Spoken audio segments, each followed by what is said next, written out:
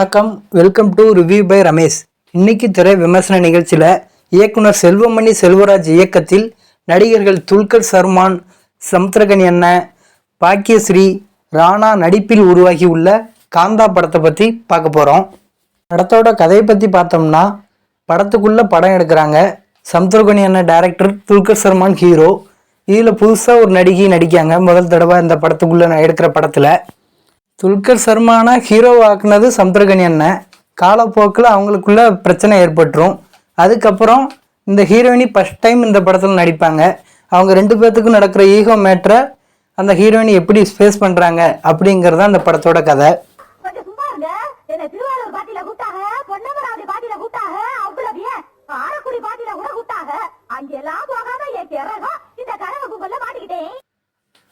இந்த படத்தில் my point of வியூவில் ஆக்டர்ஸ் நடிப்பை தவிர மிச்சப்படி எதுவுமே மை பாயிண்ட் ஆஃப் வியூவில் பாசிட்டிவாக தோணலை, ஃபுல் நெகட்டிவாக தான் தோணுது. ஆக்டர்ஸ் நடிப்பை பற்றி பார்ப்போம். ராணா இவரோட நடிப்பு அட்டகாசமாக இருந்துச்சு.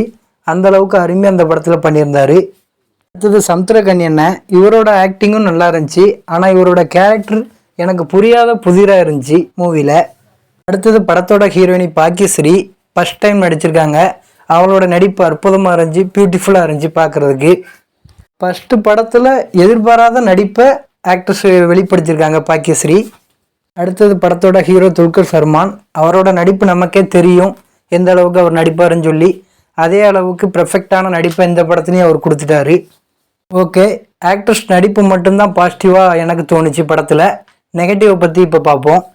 ஸ்டோரி வைஸாகவும் சரி, எடிட்டிங் டெக்னிக் சைடும் சரி, பிளாக் அண்ட் ஒயிட். இது ஒரு பழைய காலத்து படமாக தான் ட்ரை பண்ணியிருக்காங்க. அது பிளாக் அண்ட் ஒயிட்டில் ட்ரை பண்ணுறேன்னு சொல்லி ஃபுல்லாகவே பழைய காலத்து படமாகவே வந்துட்டோன்னு தோணுது. அதை ஒரு நெகட்டிவாக நான் பார்க்குறேன். அதே மாதிரி மியூசிக் படத்தில் எந்த விதத்துலையுமே சப்போர்ட் பண்ண மாதிரி தெரியல. தியேட்டரில் ஆடியன்ஸோட ரியாக்ஷனை நாங்கள் உங்கள்கிட்ட சொல்லியே ஆகணும். படத்தில் முக்கியமான எமோஷனல் சீனு, அதில் என் பக்கத்தில் 2 பேர் விழுந்து விழுந்து சிரிக்காங்க. அந்த அளவுக்கு ஒரு எமோஷனல் சீனுக்கு இந்த அளவுக்கு அளவு கடந்த சிரிப்பை வெளிப்படுத்தினது இந்த இதில் தான் நான் பார்த்தேன். அப்போது எந்த அளவுக்கு இந்த படம் மக்கள்கிட்ட கனெக்ட் ஆகலை அப்படிங்கிறத நீங்கள் பார்த்துக்கோங்க. அவங்க படத்துக்குள்ளே படம் எடுத்துருக்கிற மாதிரி ஆடியன்ஸ் தேட்டருக்குள்ளே பண்ண விஷயங்கள். என் முன்னாடி உள்ள சீட்டில் உள்ள ஆடியன்ஸு டெஸ்ட் மேட்ச் நடந்துக்கிட்டு இருக்கு, India south Africa.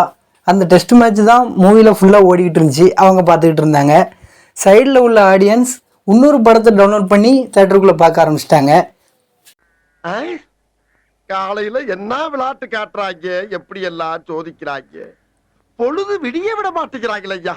Overall movie எப்படி இருக்குன்னு பார்த்தோம் அப்படின்னா, ஒரு below average film. My point of வியூவில் ஒரு சுமாரான படம். ரேட்டிங்ஸ் இந்த படத்துக்கு எவ்வளோ கொடுப்பீங்கன்னு கேட்டிங்கன்னா 10க்கு 4 மார்க்குகள் கொடுப்பேன்.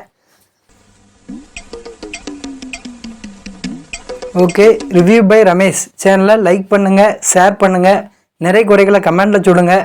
நீங்கள் படம் பார்த்துட்டிங்களா, படத்துக்கு எவ்வளோ ரேட்டிங்ஸ் கொடுப்பீங்க என்பதையும் கமெண்டில் சொல்லுங்கள். மறக்காமல் சப்ஸ்கிரைப் பண்ணுங்கள். வேறு ஒரு திரை விமர்சன நிகழ்ச்சியில் உங்களை சந்திக்கிறேன். வணக்கம்.